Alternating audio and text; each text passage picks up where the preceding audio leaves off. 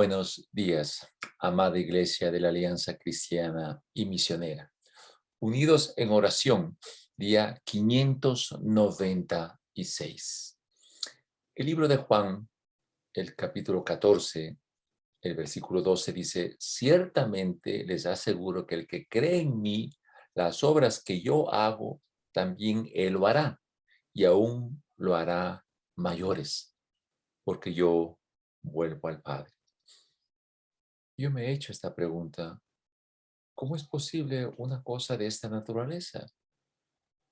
Que nosotros, como creyentes en el Señor Jesucristo, podamos hacer obras mayores de lo que el Señor Jesús hizo, fuera de la salvación, por supuesto, que es el único que lo hizo. ¿Qué obras podemos hacer nosotros para que éstas sean mayores? Esta es una pregunta muy importante. Y en base a lo que este texto lo menciona, viene a mi memoria lo que dice el libro de Ezequiel, el capítulo 22, el versículo 30. Dice así: y busqué entre ellos un varón justo que hiciese vallado y se pusiese en la brecha delante de mí a favor de la tierra, para que yo no lo destruyese. Y no lo hallé. Querida Iglesia de la Alianza Cristiana y Misionera, dada los tiempos en que estamos viviendo, la Iglesia de Cristo es la Iglesia que da esperanza en medio de las situaciones duras y difíciles que podemos estar viviendo. Los juicios de Dios siempre llegan cuando la maldad llega al colmo, y nuestro país está pasando por situaciones difíciles. Y creo que en el tiempo actual Dios estará diciendo: busqué a alguien, un varón justo, que se ubique, que se ponga, que hiciese vallado entre Dios y la nación, para que el Señor no disponga de sus sentencias de juicio. Y no lo hallé, dice así el texto. Seamos nosotros, Iglesia de la Alianza Cristiana y Misionera.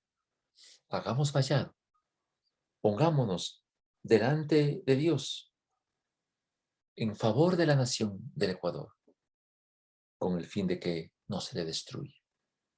¿Qué le parece?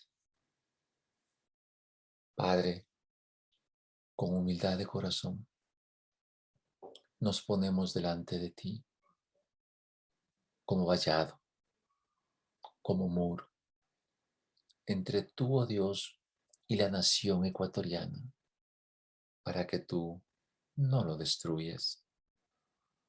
Ten misericordia, Señor, y permite que a través del análisis de tu palabra en esta mañana podamos percibir nuestra responsabilidad que tenemos para hacer lo que es correcto delante de ti, en medio de estas circunstancias en que vivimos, pero a la vez son tiempos hermosos, tiempos de esperanza, tiempos de gozo, para poder tener la expectativa de que Dios va a obrar de manera maravillosa en nuestra querida y amada nación, el Ecuador. Padre, pongo delante de ti este tiempo, en el nombre de Jesús. Amén y amén. Vamos a hablar ahora sobre Zacarías, la cuarta edición de este precioso libro de Zacarías, ¿verdad? Y lo vamos a hacer con el fin de poder prepararnos, hacer vallado, pedir a Dios por nuestra nación y dejar una base para que en la próxima semana, al terminar de ver el libro de Zacarías, podamos sacar hermosas conclusiones. Permítame compartir estas láminas que pueden ayudar un poco a entender lo que se quiere decir. Zacarías, Jehová liberta. Eso es lo que el Señor nos permite vivir en estos tiempos. El ejercicio de la libertad. Y en ese ejercicio de la libertad, llegar a ser vallado, muro de contención, para que nuestro Señor no genere juicios sobre nuestra nación. Las profecías que vamos a analizar en esta mañana, que giran alrededor del pueblo de Israel, nos va a permitir darnos cuenta de algo muy importante. Uno, de lo que representa Israel ante los ojos de Dios. Y dos, el rol que nosotros debemos hacer como iglesia en los tiempos en que estamos nosotros viviendo. Zacarías 9:15, como introducción de este capítulo 9, 10, 11 y 12, dice así: el Señor Todopoderoso los protegerá, refiriéndose a Israel. Y ellos, Israel, destruirán por completo los proyectiles de la onda. Y esto me llamó la atención, que Israel destruirá por completo los proyectiles de la onda. Beberán y reinarán como embriagados de vino y se llenarán como un tazón de libaciones con los cuerdos del altar, dice Zacarías 9:15. Pero la parte que está en rojo nos permite darnos cuenta a dónde vamos a llegar. Iglesia de la Alianza Cristiana Misionera. Con contentamiento, con alegría en el corazón, permítame compartir este tiempo especial. ¿Qué es el tiempo? ¿Qué idea tiene usted? ¿Qué idea tenemos nosotros de lo que es el tiempo? Todos nosotros tenemos un reloj que está ligado a la palabra cronos, tiempo físico, que está ligado al movimiento planetario. Así, nuestra mente se ha acostumbrado a manejar ese tipo de tiempos, los tiempos físicos. Todo lo relacionamos al movimiento planetario, de la Tierra alrededor de sí mismo y del planeta Tierra alrededor del Sol, los días y los años. Pero para Dios hay otro tiempo y se llama el Kairos, que es tiempo de Dios, que es cuando Él interviene en la historia humana en el tiempo nuestro e interviene de manera sobrenatural. Eso lo hace con la persona que ha aceptado a Jesucristo como su Señor y Salvador. Toda persona, por lo tanto, que ha aceptado a Jesucristo como su Señor y Salvador, tiene que haber experimentado un kairos, un tiempo de Dios. Caso contrario, no tendría sentido la evangelización. El mayor milagro que hay en estos tiempos y que el mensaje del Evangelio lo produce es que la persona, al aceptar a Jesucristo, Dios interviene poderosamente en el cronos nuestro, dando a cada persona la capacidad de decir no al pecado y le marca con su Espíritu Santo. Esto es importante entender. Por un lado tenemos el cronos, por otro lado tenemos el kairos. En la escatología, que es el estudio de las profecías bíblicas, escatos, ¿no? Es el concepto de un tiempo especial, debemos definir un escenario. En el escenario del cronos, en el escenario del cronos, para nosotros el pasado, el presente y el futuro es diferente. El pasado para nosotros es algo que vivimos. El presente lo estamos en este momento desarrollando. Y el futuro para nosotros es incierto. Pero en el escenario de Dios, el pasado, el presente y el futuro se encuentran en el mismo lugar. Ese es el escenario de Dios. Caso contrario, no tendría sentido la profecía. En la figura que ustedes ven en su pantalla, aparecen los cuatro jinetes del Apocalipsis, ¿no? Esa es una profecía que está descrita en el libro de Apocalipsis del capítulo 6. ¿Para qué nos sirve la profecía? A nosotros, que nos manejamos en el Cronos, para que al recordar lo que dice la Escritura respecto a lo que se profetizó y se ha cumplido, a nosotros nos permitirá analizar que las profecías que están por cumplirse se cumplirán exactamente como los que ya se han cumplido. Y esto me permite a mí una razón fundamental para entender la profecía, y es mi rol, mi responsabilidad que tengo yo en el tiempo actual, sabiendo que Dios en su misericordia me ha permitido entender el concepto de la profecía, ¿verdad? Analicemos algunas profecías del Antiguo Testamento. Recordemos que Zacarías, estamos hablando del año 487 antes de Cristo. Y analicemos Siria. Ustedes ven en esta lámina que se les está presentando que Siria limita con Líbano, con Irak, con Jordania y con Israel. ¿Qué dice la Biblia respecto a Siria? Zacarías 9:1 dice, esta profecía es la palabra del Señor, la cual caerá sobre la tierra de Hadrán y sobre Damasco. Ciertamente el Señor tiene puestos los ojos sobre la humanidad y sobre todas las tribus de Israel. Siria y su capital Damasco, en la actualidad, es enemiga de Israel, pero lo ha sido desde tiempos de antaño. Desde tiempos de antaño hay muchos textos bíblicos que se relacionan a Siria como enemigos de Israel. Pero para irnos al tiempo actual, si ustedes se acuerdan, en la guerra de 1948, en el día en que las Naciones Unidas dictaminó que Israel es una nación, al siguiente día, naciones como Irak, como Jordania, como Líbano, como Siria, como Egipto, entraron directamente en guerra con Israel, que duró esta guerra 15 meses. Así narra la historia. Y Siria estaba presente ahí. En la guerra de los 6 días, algo realmente milagroso e impactante, Israel en 6 días derrotó a Egipto, en 6 días derrotó a Jordania, en 6 días derrotó a Siria. La historia muestra de manera impresionante cómo Dios, en mi lectura, apoyó a Israel a enfrentar a los ejércitos que tenía alrededor de su nación.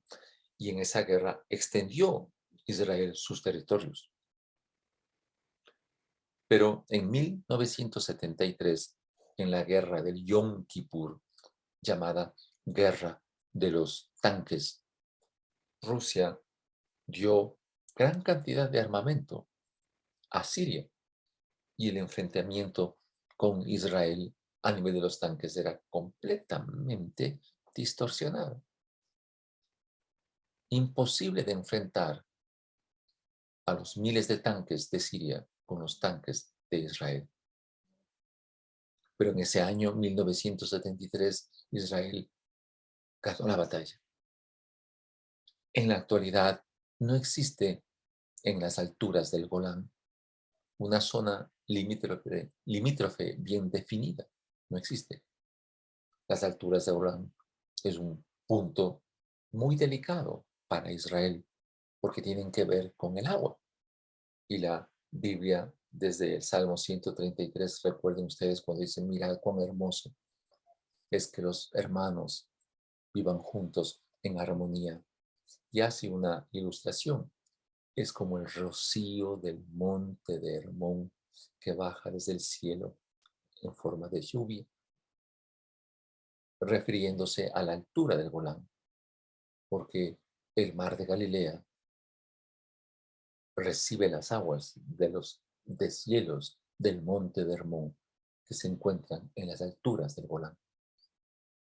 Si Siria tendría control de esta zona, simplemente no podría Israel sobrevivir por el tema del agua. Por lo tanto, aquí vemos una situación especial y analizaremos luego qué va a pasar en el futuro con Siria. Otra profecía tremendamente impactante es respecto a Tiro y Sidón.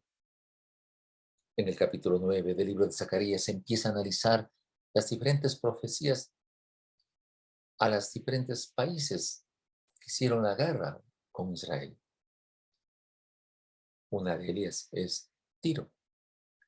Dice Zacarías 9 del 3 al 4. La ciudad de Tiro tiene tantas riquezas como polvo hay en las calles. Traten de imaginarse lo que significa eso.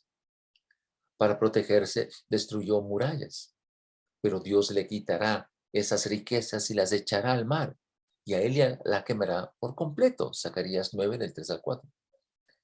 En la gráfica que ustedes ven, Tiro se encontraba como una isla separada a 700 metros de la parte continental. Tiro tenía alrededor de esta isla murallas grandes de 50 metros de altura. Era un búnker completo y con una poderosa fuerza naval. Zacarías indica 150 años, 487 antes de Cristo, lo que iba a suceder. En el año 332, Alejandro Magno, que conquistó con una avalancha a todas las tierras en ese entonces conocidas, se topó con un problema. ¿Cómo iba a invadir Tiro? Si era una isla, era un búnker realmente con un sistema de defensa con su flota naval bien fuerte. ¿Sabe qué se le ocurrió a Alejandro Magno? Cogió árboles del sector del Líbano y hincó en el mar y en esa línea directa de 700 metros de longitud construyó un dique. ¿Puedes imaginarse lo que es eso? Y en el año 332, atacando a través del dique y a través también de una flota naviera, lograron conquistar y se cumplió la profecía dicha de una manera exacta. Esto se indica para que todos nosotros entendamos que lo que respecto a las profecías que en la palabra de Dios se han puesto, se han cumplido. ¿Quién podía imaginar, Zacarías, 150 años, que iba a venir un gobernante e iba a conquistar la isla de Tiro de la manera que la historia lo refleja? Esto es algo importante, ¿verdad? La foto que ustedes ven aquí en este momento es la ciudad de Tiro y lo voy a señalar con el puntero. Usted puede darse cuenta que es distinto a la geografía que había en el año 332 antes de Cristo. Noten ustedes, la isla de Tiro ya no hay. Es un solo cuerpo con la parte continental. Un solo cuerpo. El Señor Jesucristo, en Mateo 11, 20 al 22, comenta el castigo de Dios en el día del juicio. Y dice él, el Señor Jesús, que será más tolerable con Tiro y con Sidón que con Corazín y Betsaida, donde se hicieron muchos milagros. Y esto a mí me ha impactado, ¿sabe por qué? Porque Betsaida, Corazín, se hicieron milagros de parte del Señor Jesucristo. Y estas dos ciudades rechazaron a Jesús. Y Jesús dice, en el día del juicio será más tolerable Tiro y Sidón que estas dos ciudades. ¿Qué podemos sacar nosotros como conclusión? La incredulidad es una densa oscuridad que amenaza a la iglesia hoy en día y que le hace débil y sin mucha presencia en nuestras comunidades. nosotros como iglesia evangélica, que sabemos lo que es vivir por fe, lo peor que nos puede pasar es ser una iglesia que rechacemos las cosas tan tremendas que la profecía nos muestra y aparezca la incredulidad en nosotros como una densa oscuridad que amenaza en los tiempos actuales que estamos viviendo. Las profecías han sido descritas, debemos creer. Y nosotros como iglesia debemos tomar acciones descansando en las promesas del Señor Jesucristo. Por eso la iglesia de la alianza, la iglesia de Cristo en general, en los tiempos actuales, debe levantarse como columna y fundamento de la verdad para mostrar al mundo en que nos rodea la verdad de la revelación bíblica. Analicemos el caso de Filistea o de la Franja de Gaza. En la lámina que ustedes ven se encuentra aquí la Franja de Gaza, que es una parte que no corresponde a Israel. Egipto se encuentra más hacia el sur. Zacarías 9, del 5 al 9 dice así: lo verá Ascalón y se llenará de miedo. Gaza se retorcerá en agonía. Y lo mismo hará Ecrón al ver marchita su esperanza. Gaza se quedará sin rey y Ascalón sin habitantes. Bastardos habitarán en Asdod y yo aniquilaré el orgullo de los filisteos. De la boca les quitaré la sangre y entre los dientes el alimento prohibido. Y escuchen bien esto. También los filisteos serán un remanente de nuestro Dios y se convertirán en jefes de Judá. Y Ecrón será como los jebuseos. ¡Wow! ¡Qué profecía!, ¿verdad?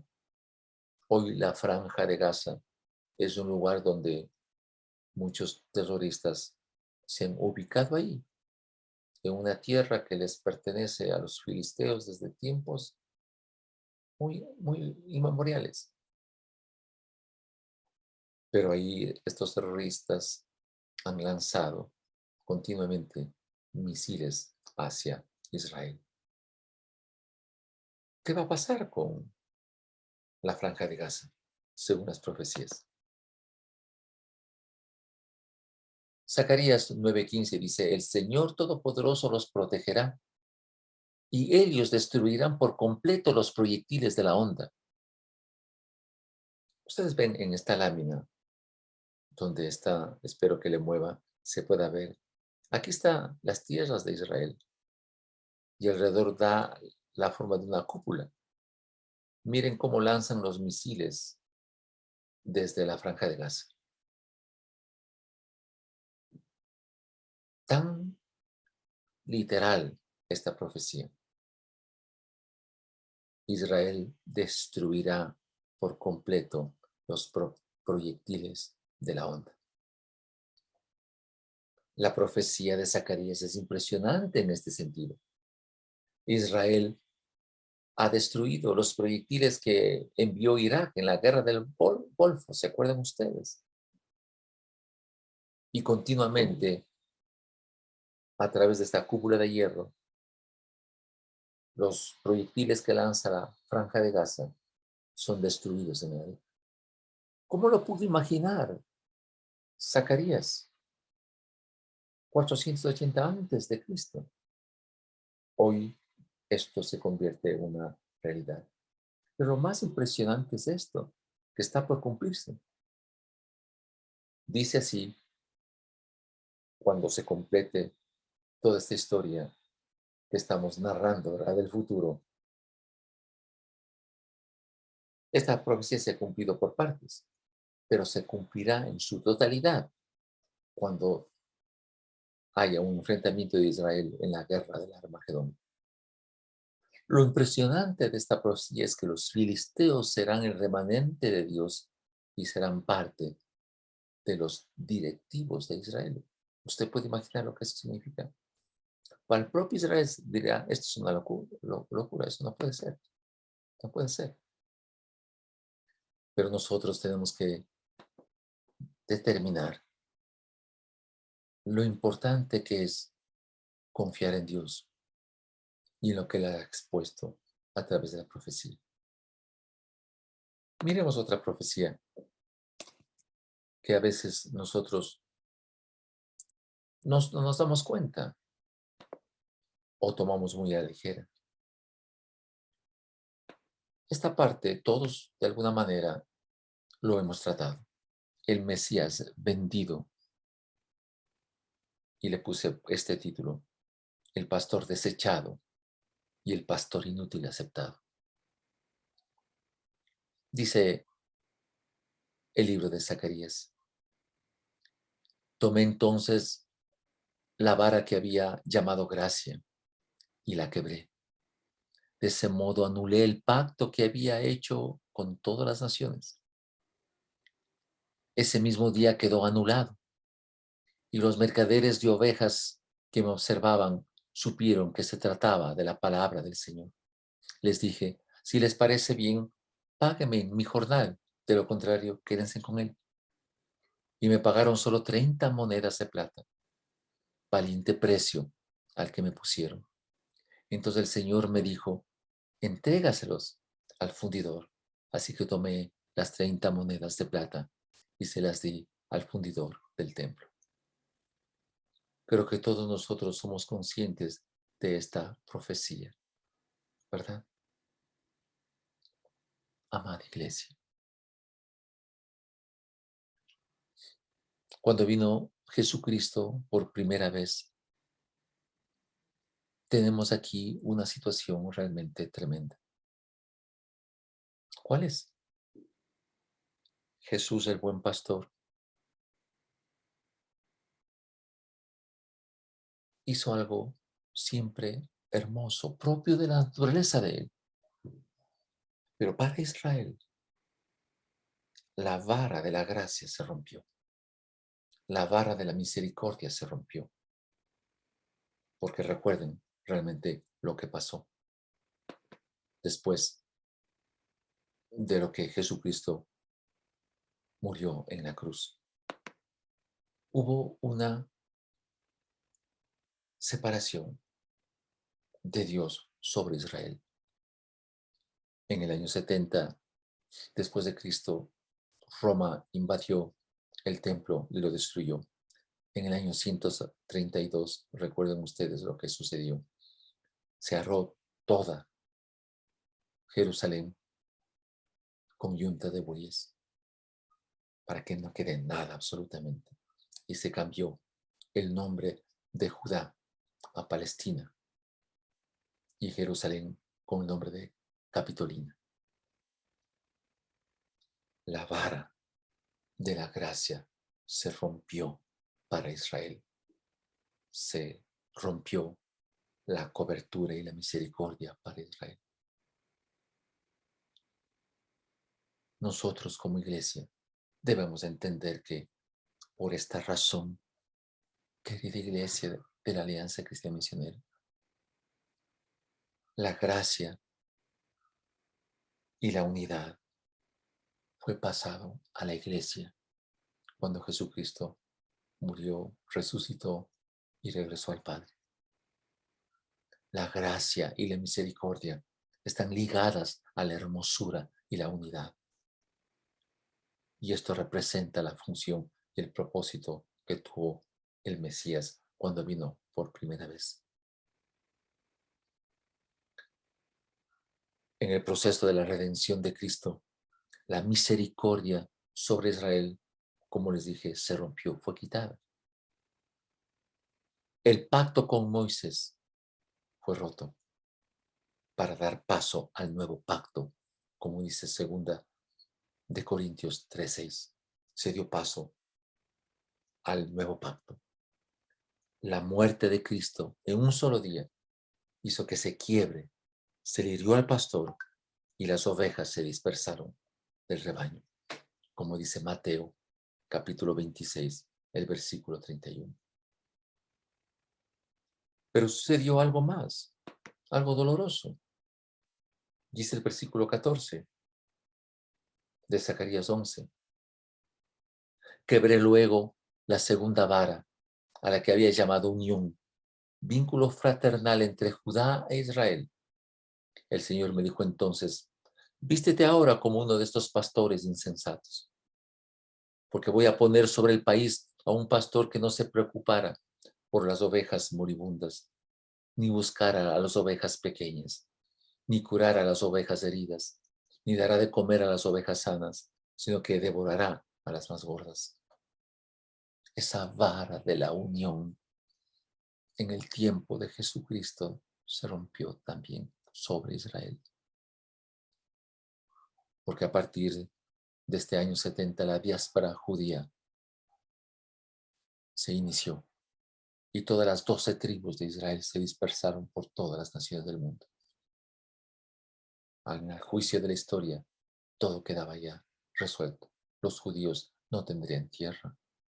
Su ciudad fue arada con yunta de bueyes. Destruido el templo. Cambiado el nombre de la nación a Palestina por los romanos. Cambiada la capital. Cambió todo. Querían borrarle del mapa a Israel. Se quebró la vara de la unidad. Pero rota la vara de la unidad,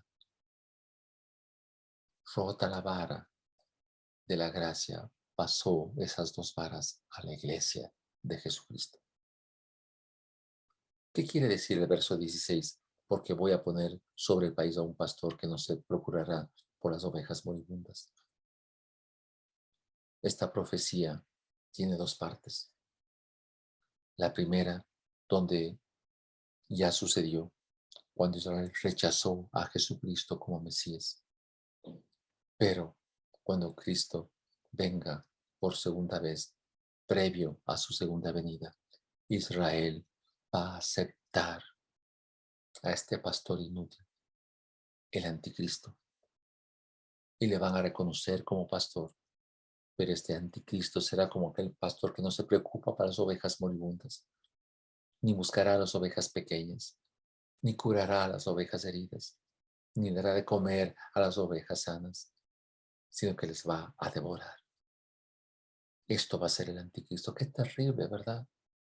Que Israel reconozca al falso pastor, al hombre de pecado, al hijo de perdición, que entrará al templo de Dios, se sentará en el lugar santísimo, haciéndose pasar por Dios, como dice segunda de Tesalonicenses del capítulo 2, los versículos del 3 al 4.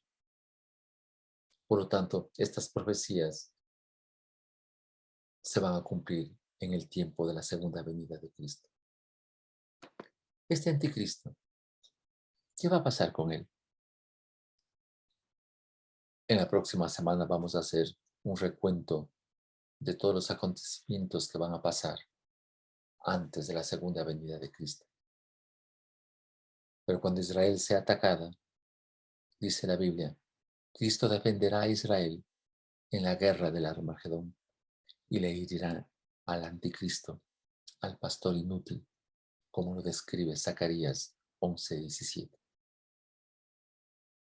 ¿Cómo le herirá a este anticristo el Señor Jesucristo? Por ser un pastor que ha abandonado a su ganado. La espada de Cristo le herirá en su brazo, dejándole inutilizado. ¿Se acuerdan en Apocalipsis capítulo 6 que narra en los 4 jinetes del Apocalipsis, el primero que vino en el caballo blanco y vino un jinete que nació venciendo para vencer, que representa el anticristo? Pero Cristo se encargará de herirle en el brazo, dejándole inutilizado. Así narra Zacarías 11:17, como también será quitado el ojo de sus propias cuencas, dice el texto. El Señor Jesucristo quitará la visión al anticristo que estará siempre apuntando a destruir Israel. Zacarías 9:10 dice, la paz para las naciones será proclamada y el dominio de Cristo será en toda la tierra. Zacarías 9:9 narra lo que le pasó al Señor Jesús. Zacarías 9:10 narra, después de más de 1900 años, lo que será la venida del Señor Jesucristo y el tiempo del milenio. Pero para que la paz sea proclamada a todas las naciones, para que Israel pueda reconocer a Jesucristo, que ya vino, al Mesías, al que traspasaron, la Biblia narra algo terrible. Jerusalén será la copa que haya de temblar a todas las naciones de su alrededor, y Judá y Jerusalén serán sitiadas. Jerusalén será piedra pesada para todos los pueblos de la tierra. Zacarías 12, del 2 al 3. Será un tiempo difícil para nuestra querida Israel, nuestra querida nación Israel. ¿Qué aplicación tendríamos para el tiempo de ahora? Iglesia, recuerden, si para Israel se rompió la vara de la gracia y se rompió la vara de la unidad, la iglesia, el tiempo de los gentiles, hasta que llegue la plenitud de los gentiles, nosotros tenemos ahora en el tiempo actual la vara de la gracia y la vara de la unidad. Pero examinemos con cuidado un versículo más. Zacarías 9, del 11 al 13 dice: en cuanto a ti, por la sangre de mi pacto, liberaré de la cisterna seca de sus cautivos. Vuelvan a su fortaleza, cautivos de la esperanza, pues hoy mismo les hago saber que les devolveré el doble. Tensaré a Judá como mi arco y pondré a Efraín como mi flecha. Sión, incitaré a tus hijos contra los hijos de Grecia y te usaré como espada de guerrero. Zacarías 9, del 11 al 13.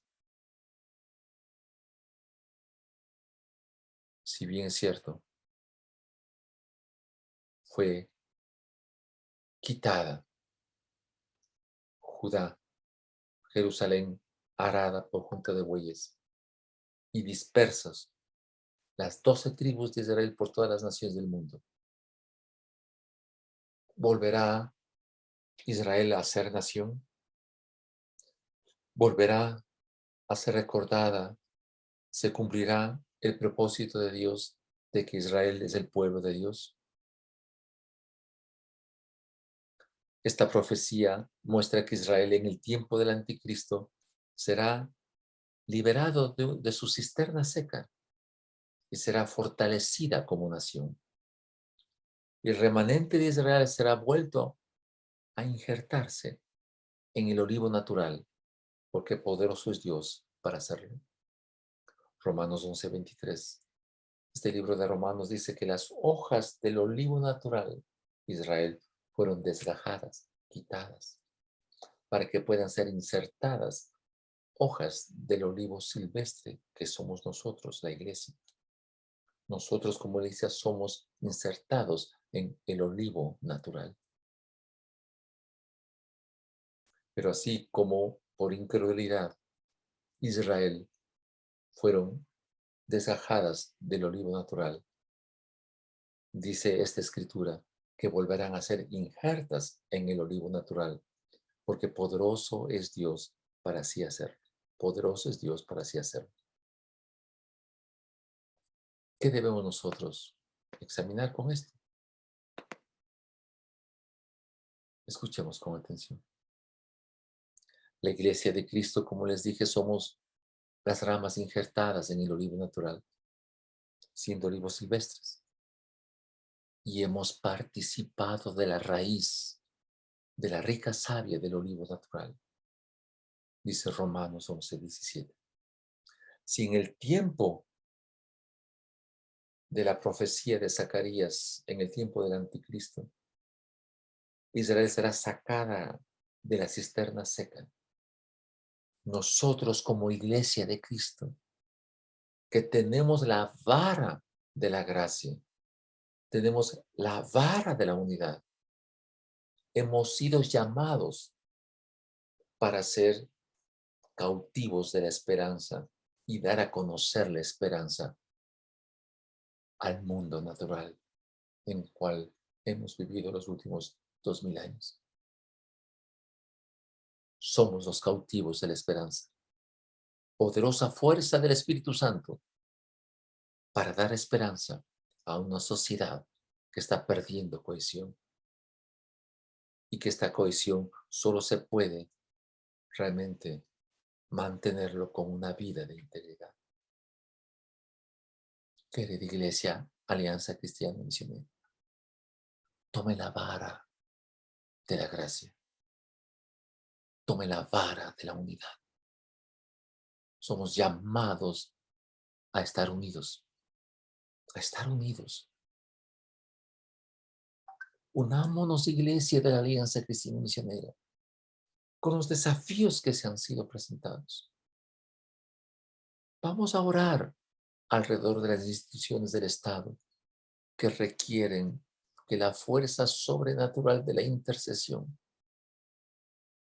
seamos, como dijimos al principio, ese muro de protección, ese vallado entre Dios y la nación para evitar el juicio de Dios sobre el país.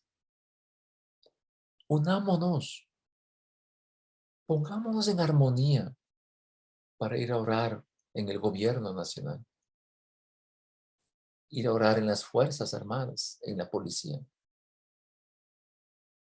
ir a orar en la Asamblea Nacional, ir a orar en el Consejo de la Judicatura, en la Fiscalía.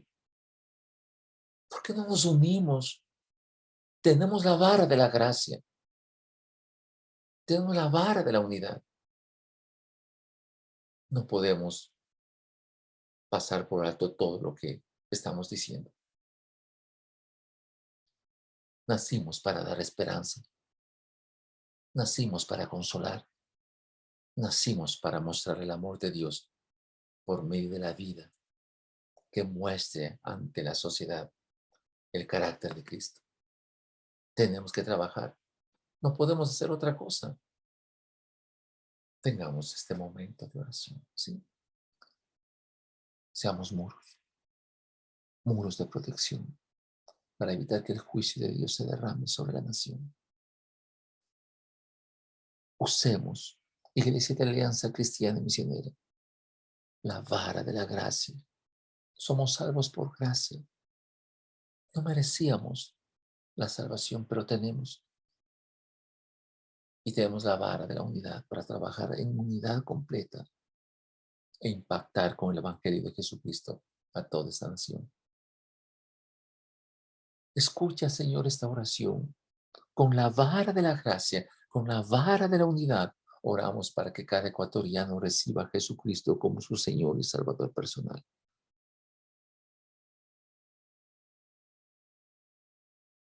Señor, rompe el yugo del sistema carcelario que nos agobia. Rompe el yugo del espíritu satánico que está ahí. Con la vara de la unidad y la vara de la gracia, permítenos ir a las cárceles, dar una vuelta alrededor de las cárceles, orando, intercediendo, para que se rompa el espíritu satánico que está en las cárceles, en especial la de Guayaquil.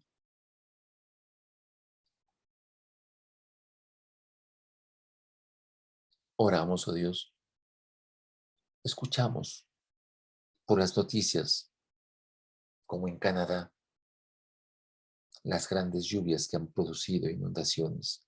Ten misericordia, Señor. Nos ponemos en la brecha para pedirte a ti por Canadá. Y volviendo aquí a la nación, por la Policía Nacional, por los militares ecuatorianos. Oh Dios, dale sabiduría, valentía para tener control sobre la cárcel de Guayaquil, que ya entraron y tomaron posesión. Señor, permite que haya nuevas fuentes de trabajo para los diversos ecuatorianos que han quedado desempleados en la actualidad. Espíritu Santo, clamamos en este momento. Eres Dios, nuestro Dios. Usamos la vara de la gracia. Usamos la vara de la unidad. Y decirte a ti, oh Jesús, úsanos. Úsanos para la gloria de tu nombre. Para invadir y tomar el terreno que el enemigo lo ha tomado. Satanás y sus demonios. Levántanos como alianza cristiana misionera. Con la vara de la unidad. Con la vara de la gracia. Para la gloria de tu nombre. Amén. Amén. Dios les bendiga. Un abrazo.